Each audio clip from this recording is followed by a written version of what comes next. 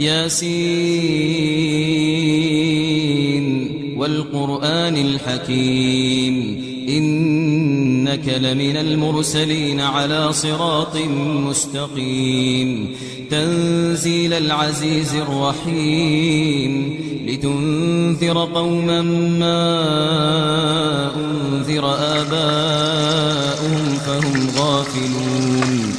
لقد حق القول على أكثرهم فهم لا يؤمنون إنا جعلنا في أعناقهم أغلالا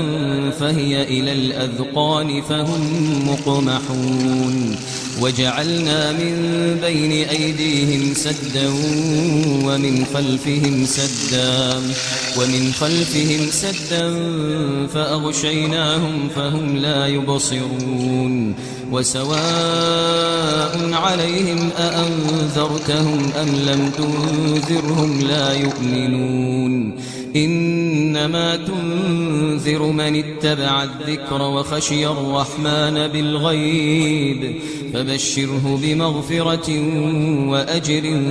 كريم إنا نحن نحيي الموتى ونكتب ما قدموا وآثارهم وكل شيء أحصيناه في إمام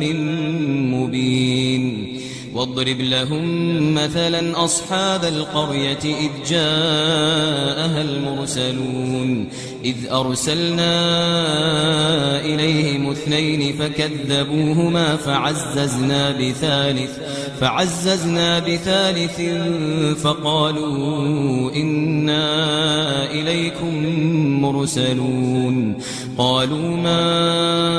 أنتم إلا بشر مثلنا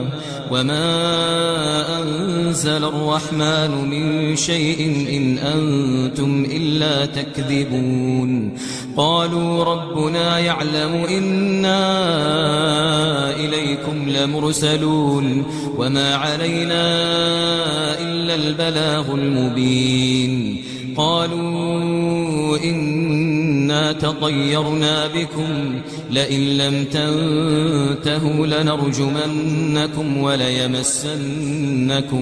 وليمسنكم منا عذاب أليم قالوا طائركم معكم أئن ذكرتم بل أنتم قوم مسرفون وجاء من أقصى المدينة رجل يسعى قال يا قوم اتبعوا المرسلين اتبعوا من لا يسألكم أجرا